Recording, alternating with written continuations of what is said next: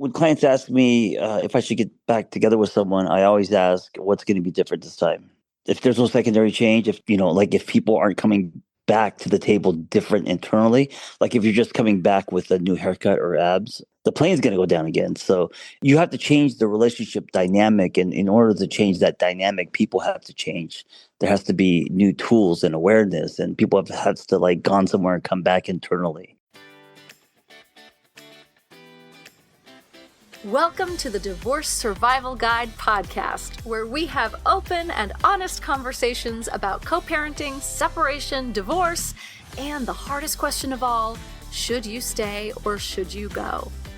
I'm Kate Anthony, your Divorce Survival Guide, and I'm here to help you navigate some of the roughest waters you've ever swum in and answer some of your toughest questions. I've been to hell and back.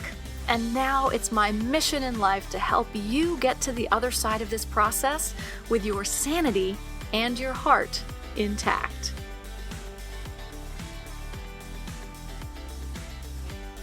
Hey everyone, welcome back. All right, so today I have with me John Kim. You might know him as the Angry Therapist on the social medias.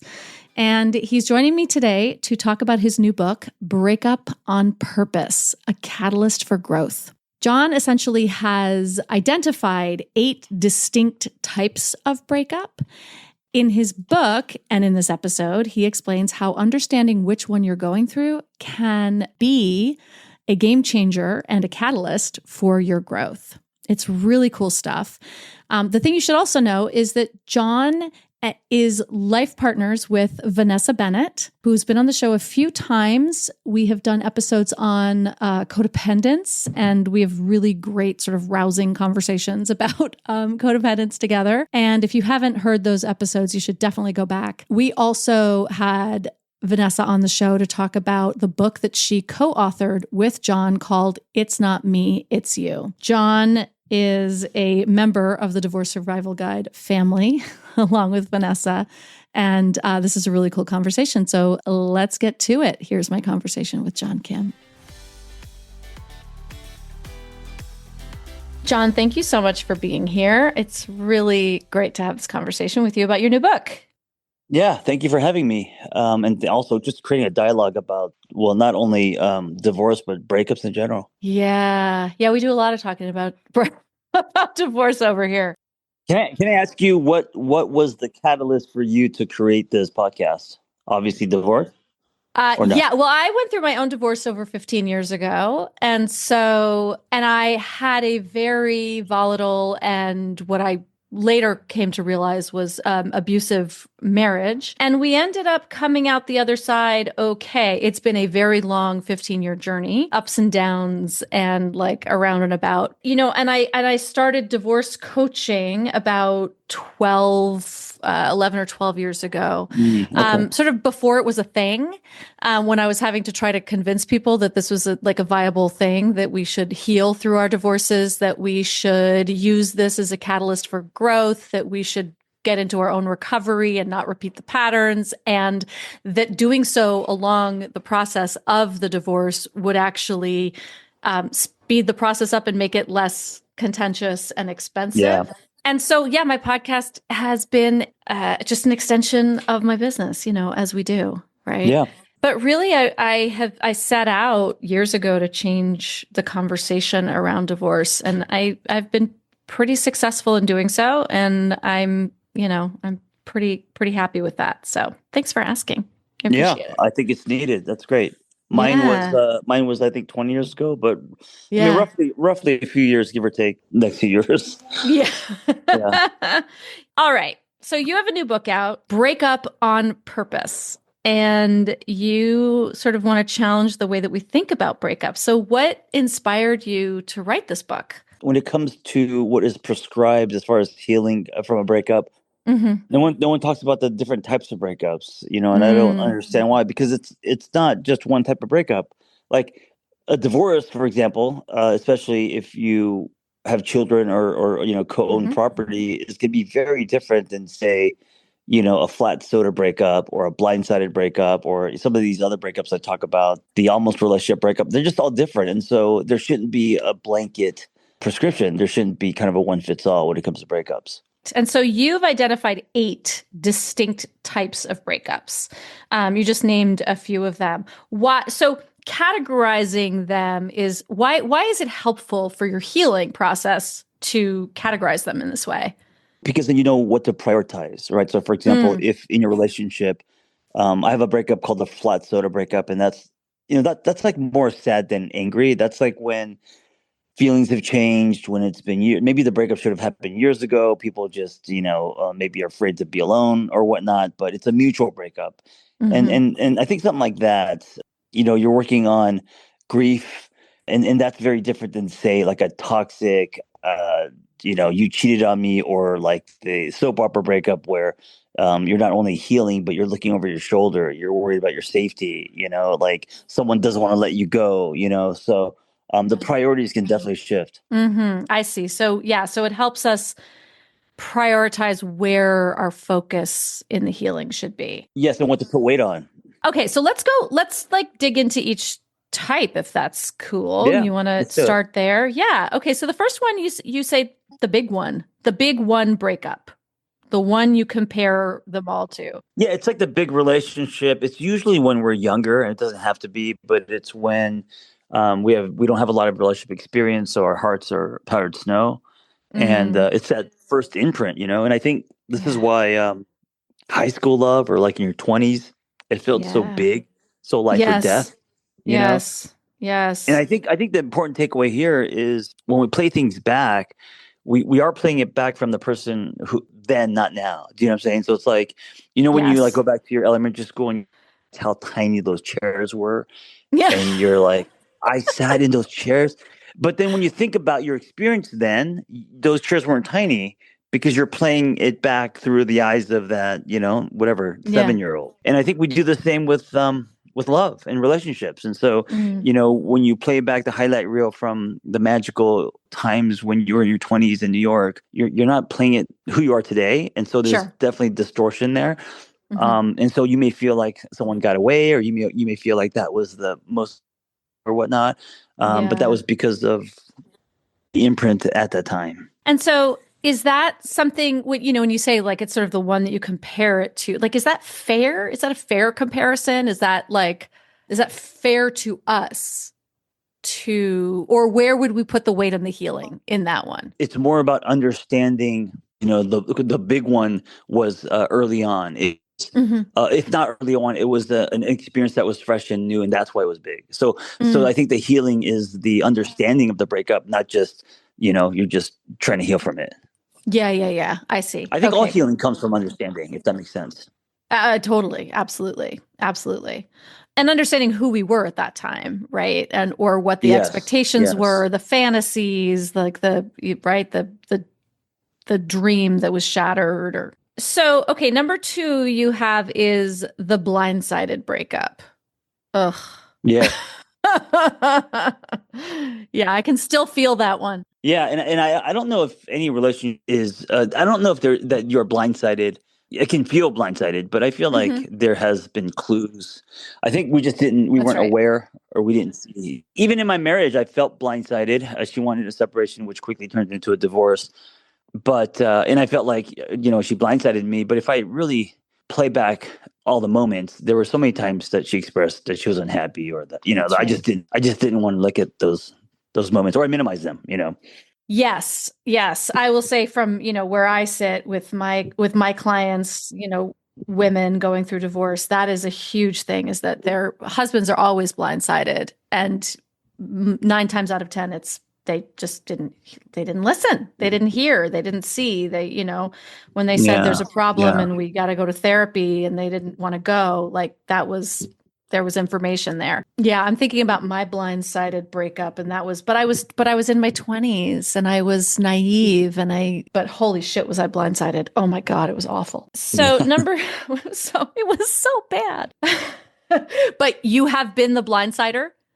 Yes, I have been blindsided, and I have also blindsided people, to be honest. And I think with that one, it's there's a lot of emotional whiplash. There's also, I mean, it's traumatic because whether it's true or not, the feeling's true. So if you didn't know, or one day you're with someone, next day you're not. There's like this panic. There's this, Oh, I mean, it's kind of what I'm going through now with my house being burned down. It's like one yeah. day I have a home and the next day I don't. There's just survival mode panic. It's like just a hit and run kind of feeling. Yeah. Definitely a dysregulation in the nervous system. That's right. And we should just sort of, yeah, I would just want to take a second and acknowledge that John and Vanessa lost their home in Altadena in the recent LA fires. Yeah, talk about a blindside, right? And sure, my heart breaks for you and everyone who lost everything, and our kids who lost their schools, and that's a huge piece of it too. So, okay, you mentioned the flat soda breakup earlier. That's number 3 here. It's mutual. It's just like, we've grown apart. Yeah, it's like flat soda. And I feel like what's difficult with a flat soda breakup, or just a relationship where it's gone this far, is I don't know if they're repairable. I don't know if Uh-huh. when feelings have changed, because their issues can be worked out, and Yes. you can learn how to fight better or fair, and tools. When you start to see your partner as a sibling or a Mm-hmm. son, I don't know if that's repairable. I feel like that people have drifted too far to turn back. Yeah, right. Too much water has gone under the bridge, and you can't I don't know how, there are like tricks and tools for like getting your physical connection back and making sex dates and all of that, but like I don't know how those things ever really work when you've gotten that to that place. Yeah, when like feelings have permanently changed, you don't see that Yeah. person that way anymore. Once you get there, it's I think almost impossible to ignite again. Yeah, I would agree with that. I would Yeah. agree. So number 4, you cheated or you left me for someone else breakup. Oof. Also been Yeah, this there. is the word that comes to my mind is the feeling of betrayal, of course, right? Mm-hmm. This Mm-hmm. feeling devastated, obviously lots of anger. Mm-hmm. It's really easy for this in this type of breakup to fall into victim mode, and then it's also really easy to internalize. So not just someone cheated on you, but then you ask yourself, what's wrong with me? Am I less than? Am I defective? All of Mm-hmm. that Mm-hmm. stuff. Right. Yeah.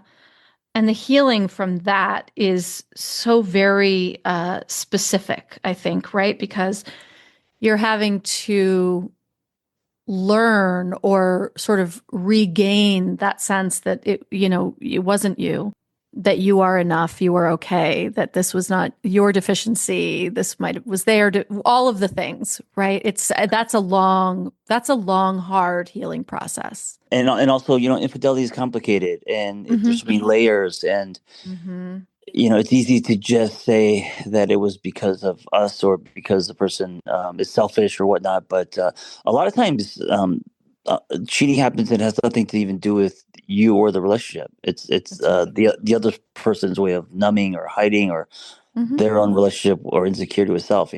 I've had many conversations with my ex-husband about this because he suffered from chronic infidelity for many, many years. And it was part of his addiction. It was an addiction for him. And he would talk about how like, oh my God, it had nothing to do with you. And I was like, okay, but also it had everything to do with me, right? Yeah, of course, of course. Right. The impact was on me, but I Yeah. really have come to understand how little it actually had to do with me in the relationship, and how he would talk about the compartmentalization of his brain around it, which most addicts have, right? That's like, no, like I am having sex with other people, but like I'm coming home and I love you and I love our family, and that has Mhm. nothing there, like but yet the impact on me, the devastation was so very real. But you're right, right? I mean, there's so much that has literally nothing to do with me, and if as the victims of the betrayal, I think a lot of our healing can actually come from really accepting that and learning, trying to understand that. Yeah, I think that's how you kind of pull yourself out of the trenches or the slippery well. It's easy, very easy to fall into victim mode. And I think that's the most powerless state. But I also know that we are victims. Like I understand in this Hmm. life, my house just burned down. Yeah, I'm a victim there. you are It wasn't my 100%. fault. Yeah. But if I Right. There stay in was that, nothing you did. right. But Yeah. if I stay in that mode, and then that's kind of how I define myself, it's going to be hard to see any silver lining. It's going to be very dispowering. It's going to be, Mhm. depression and not being able to get out of bed, all of that stuff, right? That's right. Right. I love that there's a distinction between being a victim, which is a very real thing, Yeah. and being it's and staying in victim mode, which tends to then become a choice. We can acknowledge our victimhood. I often talk about this in terms of my own sort of healing from the emotional abuse that I suffered in my marriage and in a subsequent relationship, which was that I actually found power in identifying myself as a victim because then I knew Mm, what was happening to me and I understood that it was not my fault. And then I could take that into my healing journey, right? But yes. I didn't think I could heal until I had acknowledged the fact that I was a victim of that. So did your ex cheat on you because of his sex addiction? It's more who knows. I mean, yes, I think it was more of his he has like a love and relationship addiction more than sex. It's the excitement and the newness and the attention seeking, Yeah. from his own trauma, very serious childhood traumas. But that's a great example of creating distance by understanding the why and where they're cheating Yes. from. And of course, like you're saying, it has everything to do with you as far as it impacts you directly, impacts your life directly.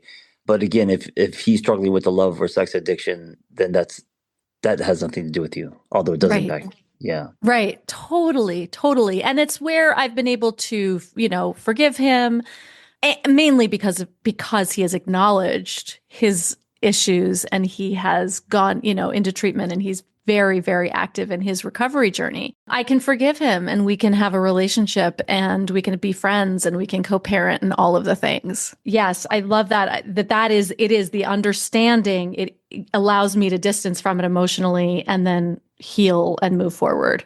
100%.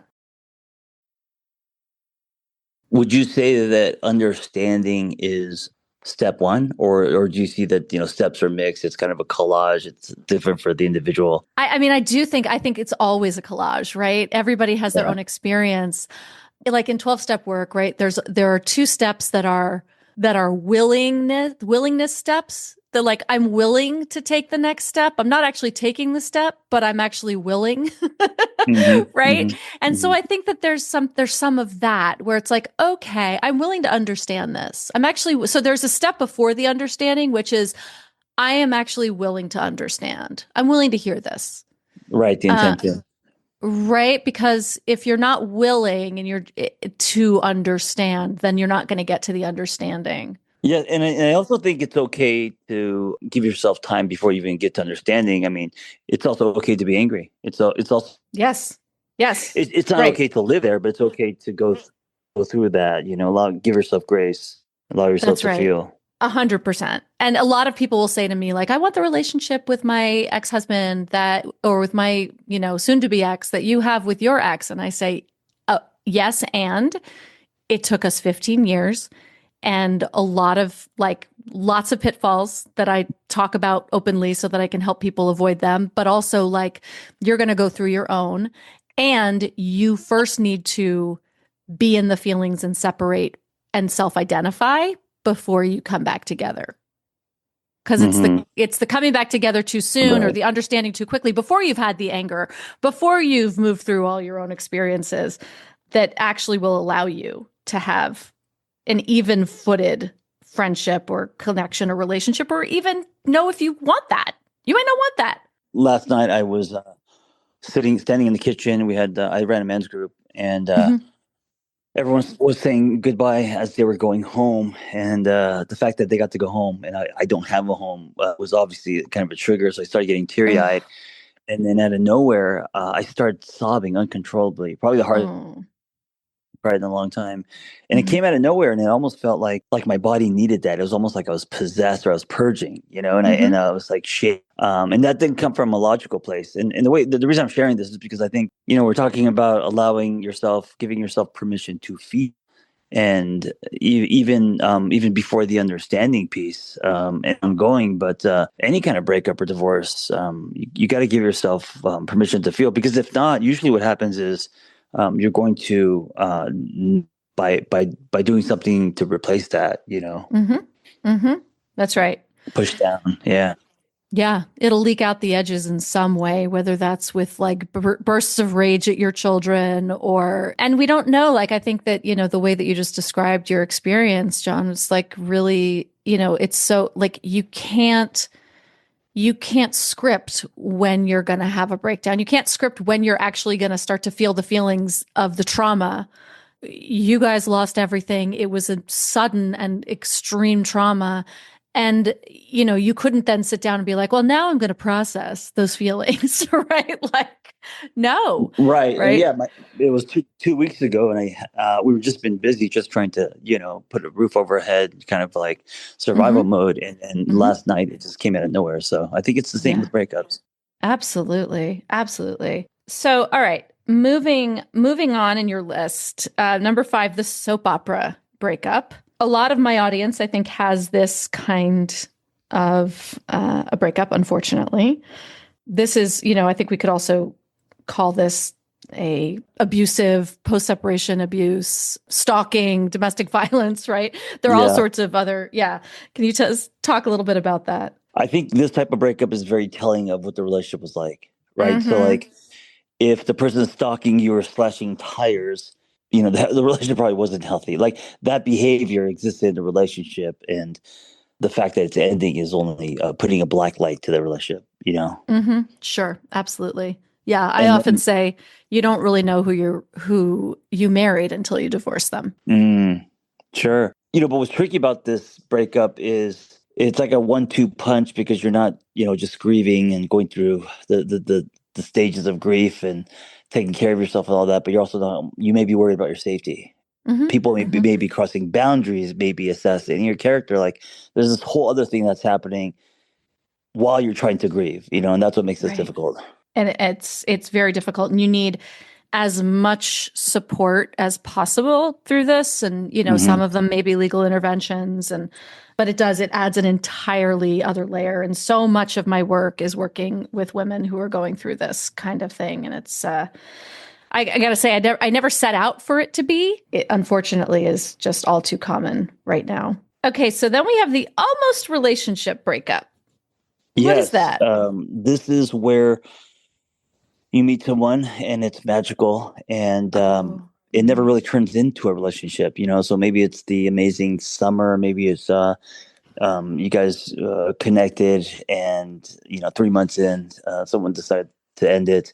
And I gotta say, the misconception with this is sometimes these collisions are more difficult Yes. than, say, a relationship that's been 7 years. Like you're gonna feel more of a loss and pain with something like this than, say, the flat soda, Yeah. where you might have broken up without the announcement years before. And this is because secondary loss. This is because all the what ifs, the fantasies, Mm-hmm. when Mm-hmm. you start talking about baby names. And then also it depends, like, your struggle with your internal ticking clock, or if you feel older, or if you feel like there's not much out there, and you meet this person, like, the expectation of this becoming your life, that can be very exaggerated, and then losing that, right? Doubling down, Mm-hmm. losing that can be devastating. And it's that thing where it's like you've lost something that you never got, right? You never Yeah, it's all had it. It fantasy. never it, right. It never took root in actuality. And so yeah, it is. Oh, I have one of those. Oh, nightmare. That was Yeah. like 10 years of agony, because there's always that like, but what if? And right, What the if? Yeah. fantasy is the relationship. Oh, yeah, Yeah, totally. and then it's also, tied to, like, the one that got away kind of thing, Mm-hmm. which I also think is dangerous, because if you really believe that someone got away, then whatever relationship that you're in, you could bounce early because you think there's someone else better. Uh-huh. I always say that the one is the one in front of you. That's right. Okay, so to make this like so my almost relationship breakup was this like 10-year fantasy with a musician, very established, semi-famous musician who actually wrote a song about me called All the Ones That Got Away. Oh, that's So hilarious. right. So like he is telling me in song that I'm the one that got away while also never having actually chosen to be with, like, I was like, but I didn't go anywhere. I was right here. I wanted this. What are you talking about? Right? Yeah, that's called Mind gaslighting. fuck. Right. Yes, it is. Mind fuck. Anyway, that was my almost Who relationship. who ended that relationship, or why did that end? It didn't even end because it didn't really start. It was Oh, like right. It was an we almost. met and it was like fireworks and it was crazy. And I went home. We were in our 20s and I went home and I broke up with my boyfriend. I was like, well, I met the person I'm going to marry, obviously. Oh, So wow. I got to bounce. And then he did not go home and break up with his girlfriend, but I didn't realize that because I was in New York and he was in Atlanta. And so there was all this like, distance. And then, Yeah. it was the 90s. And so there were, there would be letters or there would be like a phone call. It would be, he was doing a show in New York and then I would go to the show and, we'd have these trysts in hotel rooms. I mean, it was a whole thing for many, many, many years. That was my codependence, just sort of not quite reading the room properly and not Yeah. really understanding what was going on. I was naive. I was young. I was, but holy shit, that man had a hold on me for a long ass time. Do you think that relationships like or collisions like that, where it's lightning in the bottle, where Mm, mm, run. it just the fireworks? Yeah, yeah. So do you think that that is not really healthy? Do you think that that's actually dysfunction? Oh, 100%, right? Our body Yeah. doesn't know the difference between anxiety and like excitement. What I felt for him was probably my subconscious screaming, "Oh hell no, run. This is everything you recognize in terms of childhood trauma and abandonment and narcissism and like all of the things, right? In one package." But, in recognizing it, I was like, look, there it is, right? Thinking that this Hmm. was this Hmm. was everything. But yeah, I think I now know that if you have those feelings, turn around and run as fast as you can the other way. 100%. Yeah, and maybe I mean I don't know, maybe not that fast. Maybe walk, don't run. I don't know, Yeah, but sure, because sure, sure, you sure. could be wrong. But yeah, I generally agree. I think a lot of times we mistake dysfunction for connection, intimacy. We mistake for intensity. All of this stuff, and Mm-hmm. also when we're in our 20s, I mean, who isn't attracted to that?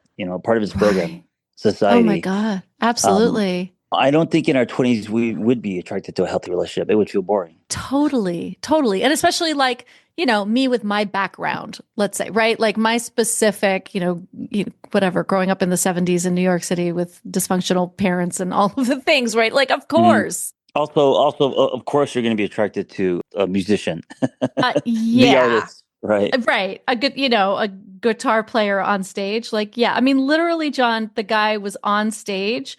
We locked eyes. And at the end of the show, he jumped off the stage and came and sat down and was like, hi. So it Right. was like, Wow. I mean, the number of like fantasy elements that were involved in that thing were like, it was Oh yeah, crazy. Right. feeling chosen. Yes. Right. Like, Yeah, all of that. oh God, at the Mercury Lounge in like 94. Like, come on. It was like the sexiest thing ever. But can I Anyway, also say that yeah. those were actually great too, in the sense that you got to experience that. Like I don't think just because something because there's lessons and everything, but I don't think that we're meant to rip out those chapters as well. Does that make Oh sense? God, no, yes, right? Like what an experience. And Yeah. it is like it's a story that I get to tell and it's hilarious and it's fun. And by the way, he and I have stayed in touch and we're friends and I have my experience of that I get to own. And also, yeah, right? Like I wouldn't want to have not grown up the way that I did cuz yeah, rich life experiences, totally. I grew up in LA, and I Mhm. was mostly in relationships. Vanessa grew up in New York.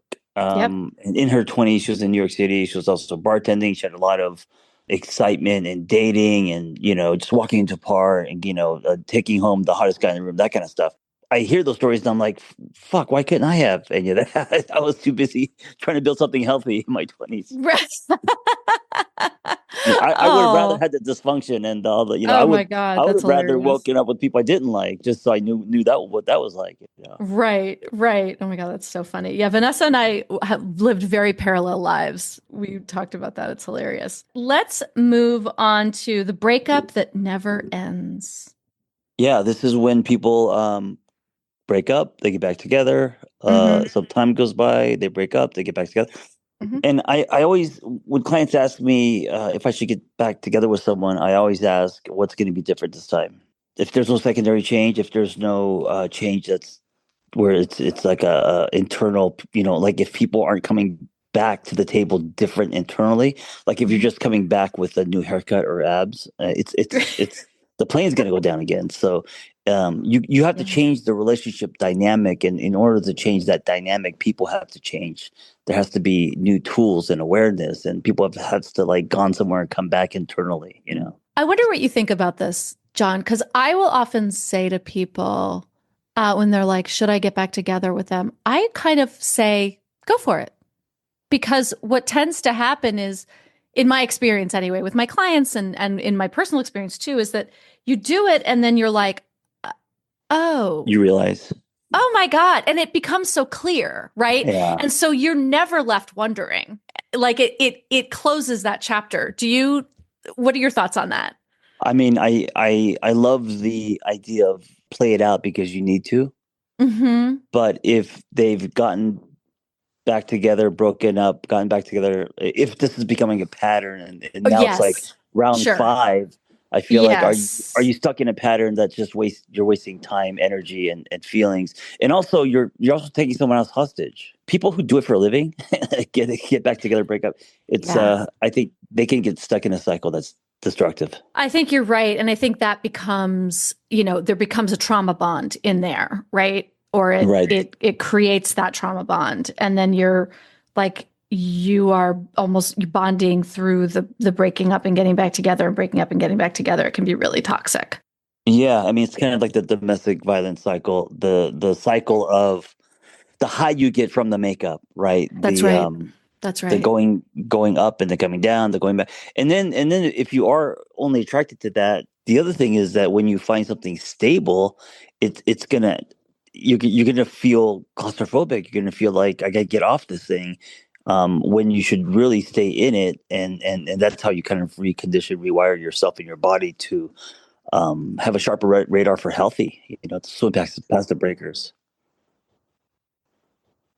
A healthy relationship seems really boring when you're used to those highs and lows and the dopamine hits and the makeup sex and all of that. The Yeah. healthy relationship is like, And I would like to just highlight, because I think in our field people are saying here's what healthy looks like, and you should go after healthy, but we don't talk about when healthy falls on our lap to actually that it's hard to be in a healthy relationship. yes. And Oh my God, that's so the whole thing. true. That's right. That's and, right.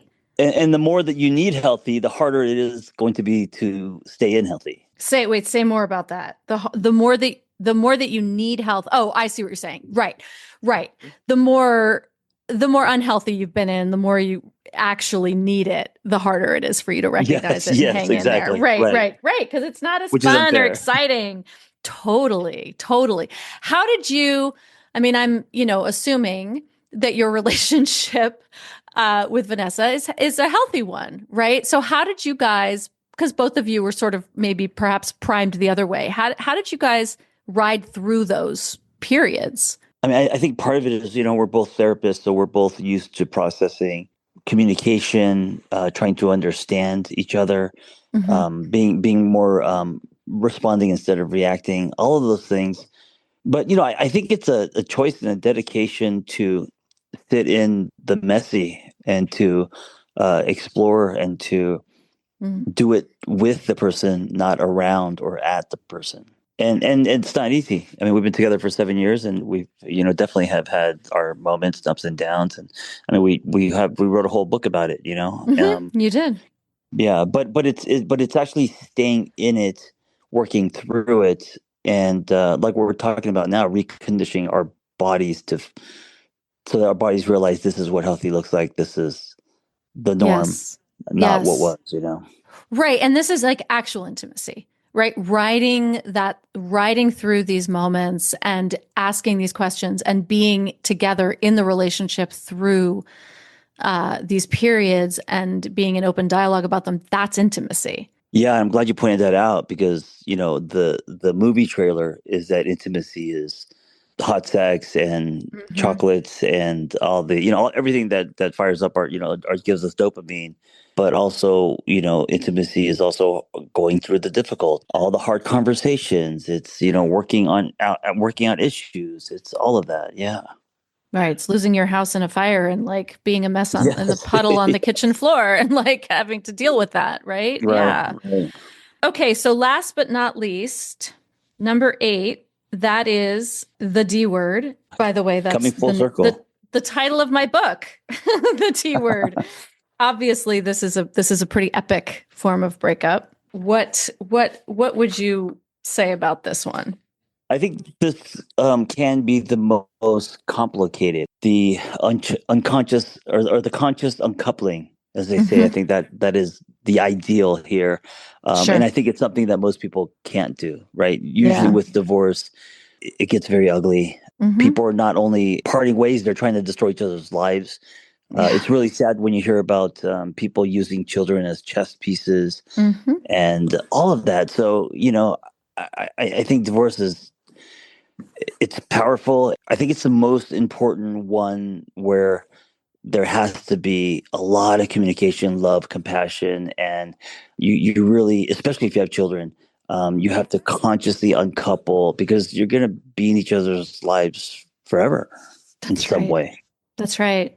And there's a choice about how you want to do that, right? It's you can either be in each other's lives as a growth pattern or in a destruction pattern, and it's just there's for what. Yeah, and I think instead of saying that you're getting a divorce, it's almost like the relationship is changing. Like it's almost you're going from intimate to now partnership as far as parents, or maybe if you own a business together, you guys are business partners now. That 100%, 100%. In your experience and work, how do you feel that healing from divorce is different from other types of breakups? I think there's generally speaking more at stake. I think Hmm. the untangling is a lot more complicated. When you take something like a flat soda breakup where it's mutual and feelings have complete there's almost like there's more of an acceptance. With divorce, usually one person doesn't want it. Usually one Hmm. person is not willing to sign papers. So I think the tug of war rope, the pulling on that is a lot stronger. A lot of my listeners and clients are divorcing people who are abusive, emotionally abusive, or have narcissistic tendencies, or create a lot of conflict throughout the process. Do you address any of those complexities in your book? I don't get into like narcissism. I don't get into very specific type of. I do more broad strokes. The theme of my book is using any breakup as a catalyst for your growth, right? Yes, right. But on top of that, kind of dissecting the different types of breakups, and Hmm. so anything more than that is going to make the book complicated, muddy, and Yeah, yeah, like John. Now you're bird walking. Get back to your point. So yeah, I don't get yeah. into personality disorders now.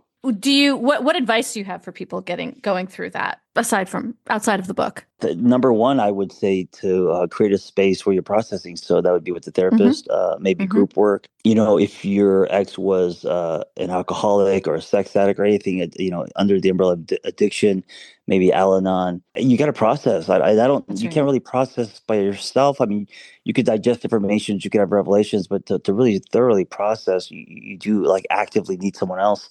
And also, I don't think your friends are the best idea to No, process with.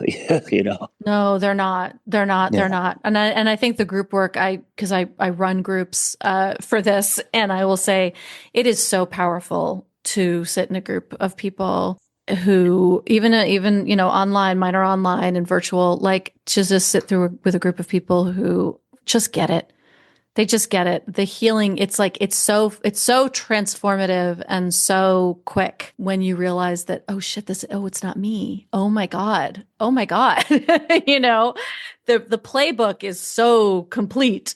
It's really healing. Yeah, we're not meant to do it alone. No. We're kind of creatures who grow and heal through each other. And so that's why group work is really powerful. But that would be my greatest advice: is not isolate and try to do this alone. Okay, so the title of your book, Breakup on Purpose, it suggests intentionality. Yeah. So what does that mean when you talk about breaking up on purpose? To break up with an intention, to not be a walking reaction, try to understand as well as being understood. Yeah, and to not just allow yourself to fall into victim mode. So there are greater things happening that you probably can't see now, but when you look back, you'll connect dots. And so to believe in something greater than what's happening as well. So all of that kind of, I think, falls under intentional, Yes. and maybe things from the universe that not from you that are aligned with intention. It's like right now I'm going through this rebuilding from this fire, and although it's not a breakup, it has all the characteristics of a blindsided breakup or a divorce, where it's going to change my life. There's going to be everything that was before this fire and everything after. Right. And I need to rebuild with intention. I need to connect back to self. I need to explore, to redefine. We're thinking about, moving to Costa Rica for a year, right? So that's intentional, and there's reasons why. And so instead of just running or having a reaction to this, sitting with it, allowing yourself to feel everything. It's everything that someone goes through when they're going through an expired relationship. There's something about almost everyone I know who lost their homes in this fire, and there are a lot of them, that it has given them pause on so many of so many aspects of their life, but a lot of it in terms of things, right? They say like, I don't need to rebuild all of this stuff. I don't need everything that I had. And there's so much mourning to be done in the loss of so many things. But there seems to be, from the friends that I've spoken to, just such a incredible perspective shift. I'm Marie Kondoing my life now. Right. Yeah. Right. That's sort of what I'm hearing. Yeah. Yeah. I own 2 pairs of jeans. Right. 2 pair of jeans I own today they're expensive and they're very specific, but I just own 2. And I'm kind of like taking that mindset to everything, whether it's my work, it's my time. If it doesn't bring me joy, I don't want to just collect things anymore. Right. There has to be meaning, Yeah. So it makes you reevaluate, which also breakups make you as well. John, it's been such a pleasure to talk to you and connect with you about your book. Where can people find your book and connect with your work? My book is wide, so Target, Amazon, wherever you buy books, across social at The Angry Therapist. Thank you so much, John. It's such a pleasure. It's so great to connect with you. Thank you for having me and helping me create this kind of conversation. Thanks for tuning in to another episode of the Divorce Survival Guide podcast. If you like what you hear, head on over to Apple Podcasts or wherever you listen in and leave me a review. And don't forget to follow me on Instagram at The Divorce Survival Guide. I'll see you next time, and until then, remember, you, my love, deserve to be happy.